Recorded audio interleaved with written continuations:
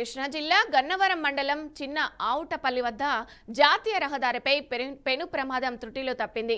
హైదరాబాద్ నుంచి అమలాపురం వెళ్తున్న గగన ట్రావెల్స్ బస్సు ఒక్కసారిగా యూటర్న్ తీసుకున్న లారీని తప్పించబోయి ఢీకొట్టింది. ఈ ప్రమాదం జరిగిన సమయంలో బస్సులో మొత్తం 35 మంది ప్రయాణికులు ఉన్నారు. అదృష్టవశాత్తు ఈ ప్రమాదంలో ప్రయాణికులకు, ముఖ్యంగా బస్సులో ఉన్న 2 చిన్నారులకు కూడా ఎటువంటి గాయాలు కాలేదు. ప్రయాణికులందరూ ఎమర్జెన్సీ డోర్ ద్వారా సురక్షితంగా బయటపడడంతో అధికారులు ఊపిరి పీల్చుకున్నారు. ఈ ఘటనపై పోలీసులు కేసు నమోదు చేసి దర్యాప్తు చేస్తున్నారు.